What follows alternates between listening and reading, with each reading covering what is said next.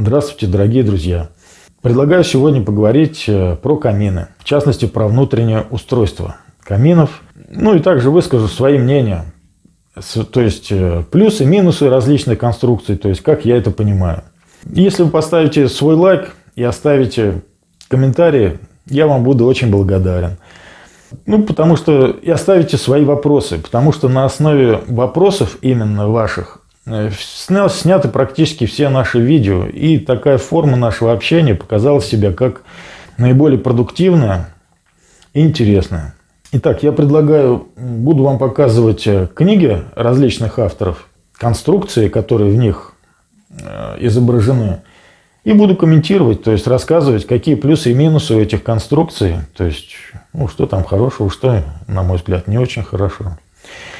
Итак, и обязательно расскажу вам небольшую историю из моей практики. То есть, был у меня такой случай, когда камин задымил, и я не знал, что делать. И, в общем, я нашел выход, нашел причину. Итак, начнем с простого. Да? Начнем с самой простой конструкции и с моего любимого Рязанкина.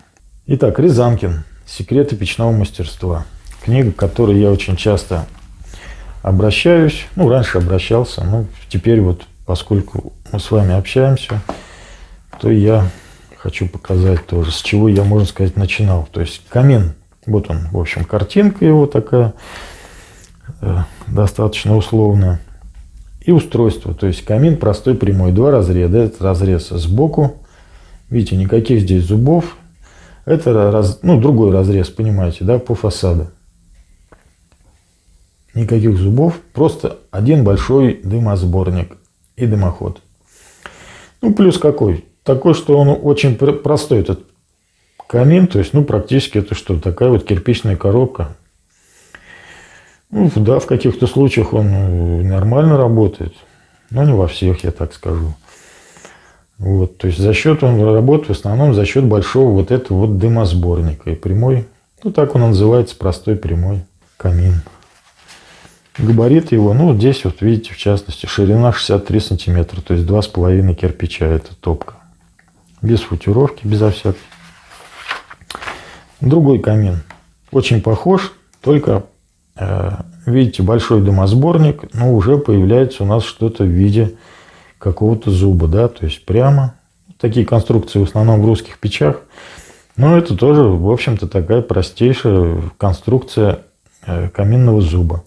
То есть обратная тяга сюда, если пойдет, она упрется в этот горизонтальный участок. Так, уже конструкция немножко помассивнее. То есть, это тоже условно внешний вид. И в разрезе.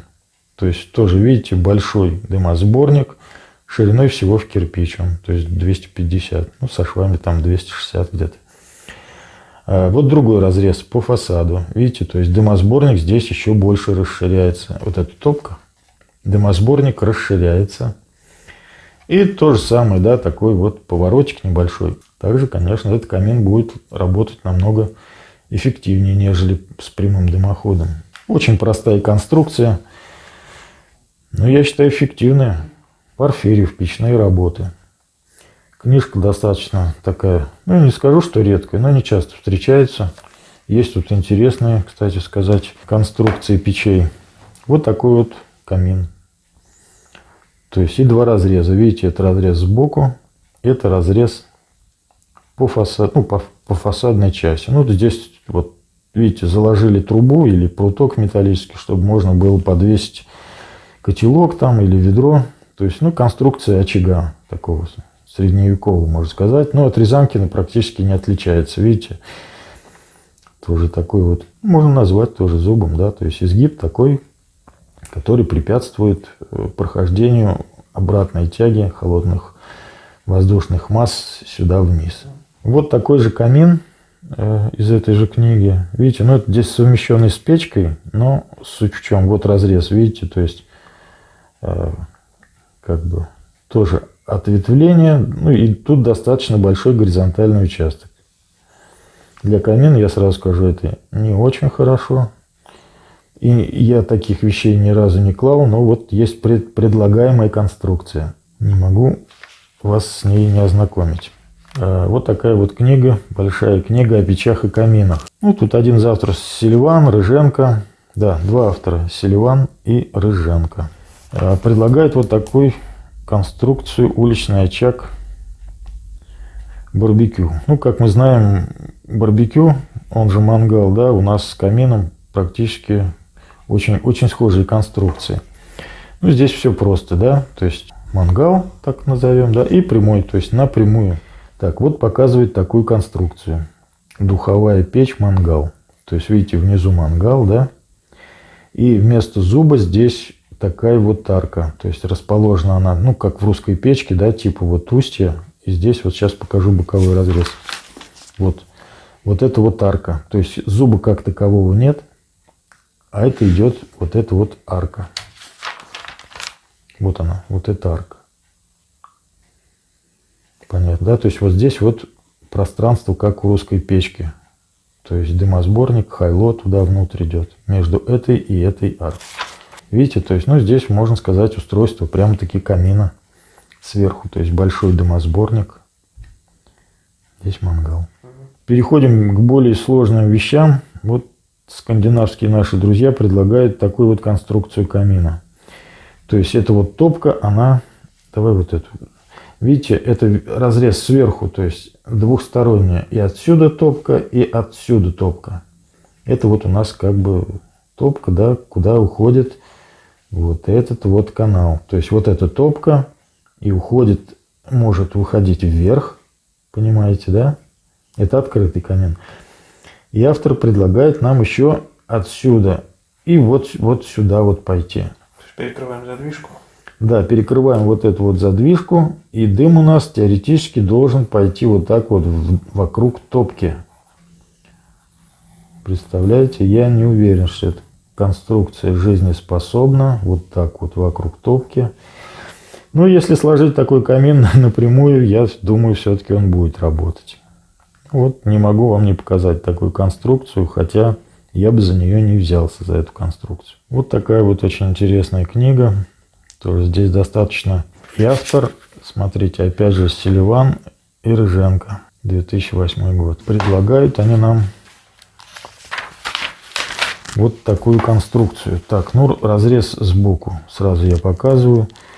Топка, да, вместо зуба. Ну, вот это такой зуб, как бы такой, да. Вот этот камин. То же самое. Здесь арка.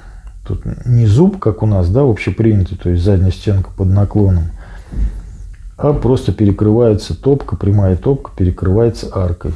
Вот она в разрезе. Сверху у нас получается дымосборник, да, и переходит еще как бы во второй зуб, да, понимаете. Но это опять же печь, совмещенная с камином, поэтому здесь вот такая вот конструкция. То есть, ну, два дымохода, здесь даже три дымохода в этой конструкции объединены в один большой. Ну, за счет этого получилось один у нас как бы зуб и второй как бы зуб. Похоже, отдельный канал для вытяжки сделан. Да, вот этот канал для вытяжки, видите, это у печки над плитой. Да, кстати, вот хотел вам показать. Не часто встречается в литературе. Это противопожарная распушка межпотолочная. Смотрите, здесь какие нюансы. Воздушные зазоры такие. То есть вот идет внутренняя стенка у нас, видите, да? А вот это вот воздушные такие карманы. То есть раз карман, а вот здесь второй карман. То есть это из кирпича, здесь вот бетонная плита заливается. И еще один воздушный карман. Больше я нигде не встречал, ни в какой литературе подобные вот противопожарные разделки. Вот такой вот угловой камин предлагает нам. То же самое, да, то есть зуба как такового нет. Вот эта вот роль зуба выполняет арка из кирпича. Ну, как по мне, не знаю даже. Мне не нравится, одним словом. Но здесь вот такой, видите, нюанс. Вот такой вот горб, я бы его назвал. Для чего он в этом угловом камине с передней стороны? Как вариант, чтобы увести дымоход из угла. Это же вот он, этот камин. Понимаете? Не знаю для чего. Если у кого-то есть соображения, пожалуйста, напишите. Для меня это непонятно. Вот такая книжечка Шепелева. Я думаю, многие ее видели. То есть это считается у нас классика, да. Год 87-й. Итак, вот здесь вот тоже очень интересная схема подобранных каминов. То есть, ну, я бы сказал, практически то же самое. Немножко они тут как бы изогнутые, прямые формы. Но здесь что?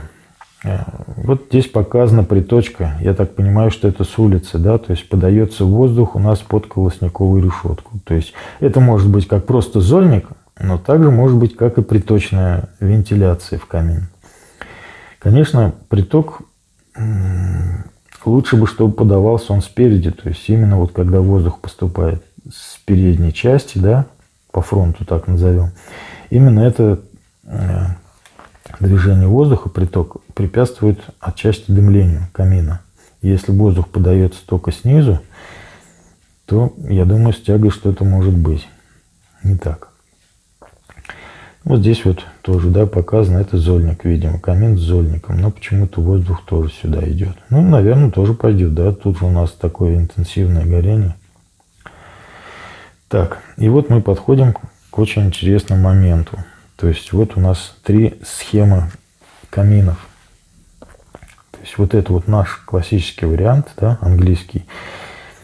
Ну, в общем, с зубом. То есть, и Шепелев пишет, что это правильная конструкция. Вот эта вот конструкция прямого камина. Тут ничего нет. Видите, то есть задняя стенка прямая, никаких тут дополнительных устройств. И он пишет, Шепелев, что это неправильно. То есть здесь возможно поддымление. Да, пунктиром показана обратная тяга. Видите, если здесь обратная тяга, вот она спускается пунктиром, и горячими газами это все опять туда уносится. Конечно, здесь какое-то смешение происходит. Вот здесь у нас, видите, всякие возможные завихрения и выброс помещения. И вот такой вариант. Шепелев тоже его комментирует как неправильный. Видите, наверняка встречались вам, да, в последнее время особенно в интернете много подобной информации. Я считаю, тоже согласен с Шепелем, что эта информация неправильна.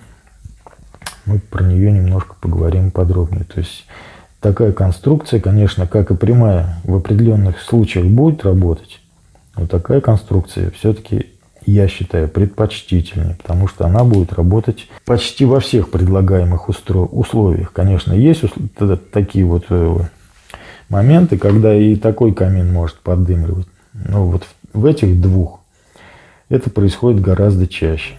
Есть вот такие 2 книги «Ежев Коса». Одна книга «Камины», вторая книга «Печи и камины». Ну, здесь достаточно много тоже информации, то есть много цифр. И знаете что, вот здесь как очень много дизайнерских, интересных дизайнерских решений. То есть вот кому нужны необычные формы, цвета, конструкции, здесь прям вот очень много такой информации. Картинок цветных, то есть, ну, понятно, что это все не из кирпича, но тем не менее какие-то идеи отсюда можно взять. Итак, про камины. Вот здесь можно посмотреть устройство камина, да, то есть и вот мы видим тоже вот этот вот, я его называю горб. Здесь это топка чугунная, я так думаю, но тем не менее вот здесь такое устройство есть. И да, не с того я начал немножко, сейчас, да, автор вот этих непонятных сооружений, наверное, может быть, и даже здесь подсмотрел, видите, то есть устройство камина и вот этот горб, да, и, в общем-то, как он и свою эту идею продвигает, должно все работать. Но здесь-то, ну, просто не полный рисунок.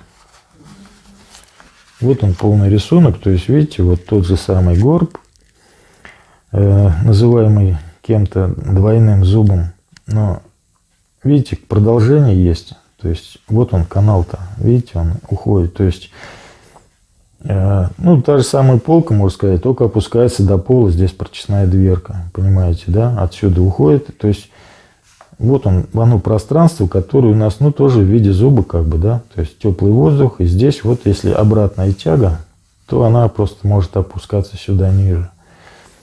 То есть, вот он, тот же самый у нас, наш классический родной зуб. Как работает камин? Как учили меня, как я это понимаю, так же и рассказываю и вам. Значит, у нас идет горение, да, в камине. Вот здесь у нас огонь. Огонь, ну, естественно, температура, да, поднимается. Здесь вот очень узкий такой перешеек. Получается, то есть здесь горячие газы проходят на большой скорости и попадают в дымосборник. То есть здесь резкое расширение. Такая вот у нас большая камера воздушная. Здесь происходит разряжение газов. А разряженный горячий воздух, как мы все знаем, он легче нашего атмосферного. И получается, что у нас еще и здесь дымоход высокий. То есть у нас получается разность в атмосферном давлении. Да? Теплый разряженный воздух устремляется туда прямо очень хорошо. А отсюда у нас поступает свежий воздух. То есть, ну, получается природный такой насос. Ничего здесь придумывать не надо. Если получается обратная тяга, вот она изображена пунктиром, а она там есть, то, видите, эти холодные газы, они просто-напросто вот упираются в эту полку, смешиваются опять с горячими, и поскольку у нас все-таки вдоль передней стенки, да, вот горячие газы-то сюда поступают в камин, все это опять уходит туда вверх. Значит, если у кого-то есть сомнения, поскольку все-таки мы любим, когда какие-то советы подкреплены теоретическими такими понятиями, формулами. Вот есть такая книга. Хошев Юрий Михайлович «Дровяные печи». Здесь настолько все подробно про все вот эти движения горячих газов, про подъемную силу, про вот эту вот обратную тягу, про смешивание. Столько терминов. Несколько раз я пытался прочитать эту книгу, но ее без словаря мне очень сложно читать. Книга насыщена, очень сильно насыщена научными терминами. Если кому-то надо научные доказательства, вот рекомендую эту книгу. И эта система могут работать только в благоприятных условиях. А такая система будет работать практически во всех. Могут быть, конечно, да, казусы. Скажем, барбекюшка тот же или камин могут поддымливать, если очень сильный сквозняк, либо ветер на улице. Тогда поддымление будет и в этом случае. Но вот если дома такой вот сделать, да, такие конструкции, я считаю это нежелательно. Вот. Если у кого-то есть, я понимаю, тема спорная, да, тем более как бы какая-то там уже и созрела доказательная база непонятная. Ну, кстати, вот автор вот этого горбатого камина на Нижегородском вече выступал, даже так показывал интересные картинки, какие-то свои доводы. Ну, понятно, что это все ничем не обосновано, то есть ни на какие вопросы от аудитории, то есть в зале присутствовали печники, теплотехники, вентиляционщики. Автор вот этого произведения, он не смог ни на что ответить. Вот в продолжении темы горбатого камина хочу показать русскую печку. Смотрите. Это русская печь, вот эта топка, горнило, да. И почему-то здесь вот у Селивана тоже такое вот устройство, вот этот горб. И зуб, да, как бы такой вот обратный. Для чего это? Ну, то есть тут дымосборник, надо понимать. Для чего в русской печке вот это вот устройство, я не могу понять. Потому что мы же знаем, что русская печь работает абсолютно и без этого. Но если наверняка кто-то знает это, вот отгадку вот на эту картинку, потому что в описании вот в этой книге ничего не написано, для чего вот это вот вся такое вот, это же усложнение, да, такое серьезное. Под углом тут надо выводить туда-сюда. Русская печь, она и без этого всего работает. Так, ну ладно, картинка есть, тем не менее, конструкция печки. Значит, я должен вам ее показать. Так, и дальше я бы хотел рассказать историю. Когда-то был я молодым, неопытным печником, и случилось так, что пришлось мне класть замещенную печку. Вот эта печь, вот это камин. Это уже разрез, вот эта вот каминная полка, это вот как раз тот перешеек. То есть узкий перешеек, да, а это вот уже каминная полка. И так получилось в том случае, да, сложил я, в общем, все уже сложил, и дымоход, все, затапливаю, печка нормально работает, а камин дымит. Не могу понять причину. Ну и первое, что мне пришло в голову, думаю, наверное, маленький дымосборник. В общем, дымосборник я переложил, и ничего не изменилось. То есть увеличил я дымосборник. А причина была вот в чем. Сейчас я рисую. Так там между балок получалось, что дымоход, вот это вот внутреннее сечение дымохода. То есть, ну, пятерик там был. То есть, понимаете, да, вот это вот дымоход. То есть, вот там вот балки вот так вот проходили. И вот он, наш дымоход, только вот здесь получался. И получилось так, что вот эта часть дымоход прямой, он проходил просто насквозь, понимаете? То есть вот это-то вот было над зубом, а вот в эту часть было видно небо, то есть никакого зуба не было. И я даже не знал, чего делать. Просто-напросто положил туда кирпич, вот как сейчас вот лежит это сечение у нас дымохода, да, понимаете? А я сюда положил просто кирпич, и все, и прекратилось дымление, понимаете? То есть я перекрыл вот это вот, ну, сквозняк вот этот снизу до, ну, весь дымоход, в общем, перекрыл, у меня перестало, ну, не стало видно небо, положил только кирпич. Ну, я разобрал в результате там небольшую часть тоже и сложил с этой стороны еще как бы такой, сделал выступ, одним словом, из кирпича. Все, дымление прекратилось. Понимаете, то есть это вот был участок насквозь, то есть без зуба получается. Надеюсь, понятно, да? Еще хочу вам показать одну конструкцию. Рассказал мне тоже об этом такой печник-самоучка, так его можем назвать тоже. В монастыре человечек один работал. И рассказал мне, как, ну вот эта конструкция, я бы ее назвал не двойной зуб, а как, какой-то у него мысль какая-то была интересная. А два зуба, так скажем, да. То есть вот это вот наш классический зуб, понимаете, дымосборник. Вот эта вот часть у нас широкая. И второй зуб. Понимаете, два зуба, то есть раз зуб и два зуба. И вот автор вот этого камина говорил, что он отапливал прям зимой помещение. Но я сомневаюсь, конечно, в том, что этот даже вот такой вот мудреный камин может обогреть помещение зимой. Но, тем не менее, вот про такую конструкцию мне рассказали, тоже хочу ее донести до вас. Два зуба. В чем здесь... Как это смысл, когда и одного хватает, я не понимаю. Может быть, у кого-то есть тоже мысли. Но вот такая конструкция есть.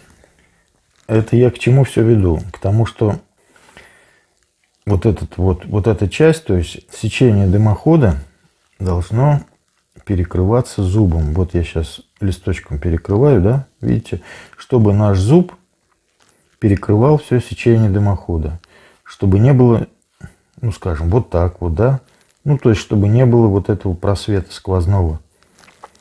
Обязательно, чтобы зуб перекрывал вот так вот дымоход. Тогда именно холодный воздух не будет проходить сюда вот ниже этого зуба, не будет опускаться. Ну, вот есть конструкции каминов, которые заслуживают отдельного внимания. Это открытые камины с увеличенным, ну, КПД, с увеличенным коэффициентом полезного действия. То есть, ну, мы знаем, что есть металлические топки, да, чугунные, железные.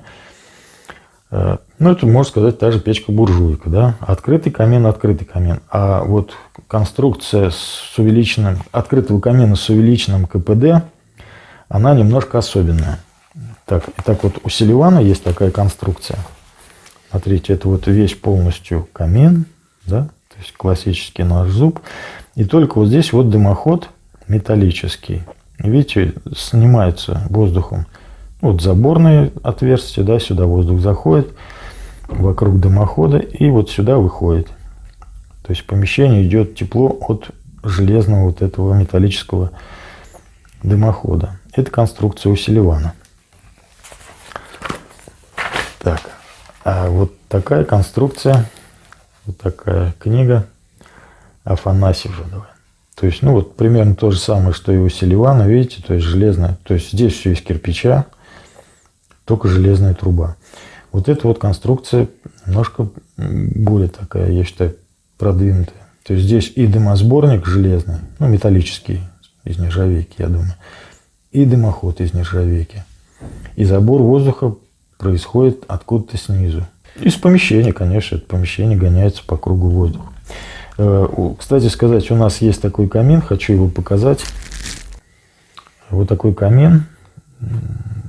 Когда-то мы сложили уже давненько. С увеличенным КПД. То есть, обычный камин открытый, да, тут декоративная полочка. Значит, в чем суть? Вот отсюда решетка. И, вот видите, и решетка, в общем, справа и слева решетка. То есть, в боковых частях камина идут кирпичные каналы. Вот выше дымосборник, то есть, каминная полка вот эта вот. И здесь пошел уже дымосборник металлический. И вот металлический дымоход, выход вот здесь вот, в эту сторону. В одну, то есть заборных снизу 2 отверстия, а выход 1. То есть, это вот так сверху выглядит. То есть, это заборная решетка, а это выход теплого воздуха. Вот так он выглядит. То есть, камин высокий, второй свет. Здесь, видите, 2 этажа. Вот так вот мы его обыграли. И здесь вот стоит у нас финишная задвижка, надо сказать. То есть здесь вот тоже дымоход этот, металлический дымоход вот здесь у нас обрывается. И выше задвижки этой тоже у нас через кровлю проходит металлический дымоход. То есть холодный воздух сюда не опустится. Видите, здесь задвижка. То есть с балкончика ее тут хорошо, легко достать. То есть когда камин работает, оттуда тепло идет очень хорошо. Но не очень, сразу скажу, да, тут вроде деревянная стена, то есть температура там такая не критичная. Вот. Почему можно было и выше вроде бы, да, поставить эту железную трубу, но нельзя просто снимать с этой металлической трубы бесконечно тепло, понимаете, нам все-таки надо, чтобы на выходе температура была подходящая, чтобы не было конденсата. Так, еще хочу сказать, вот недавно я совсем приобрел, тоже по интернету заказывал книжку вот такую, «Печное дело», Малышев, 61 года издания. Это переиздается, конечно, эта книжка не тех годов, но я еще с ней просто не ознакомился. Камина здесь нет, я сразу посмотрел, конечно, но тут есть интересные вещи. В частности, про газовые горелки здесь есть, то есть 61 год, а с газовым оборудованием здесь уже какая-то информация есть. Я ее буквально на днях получил и пока еще не изучил. Так, на этом все, дорогие друзья. Ждем ваших вопросов. Надеюсь, видео было полезно. Подписывайтесь на наш канал, ставьте лайки, оставляйте свои сообщения, комментарии. До новых встреч.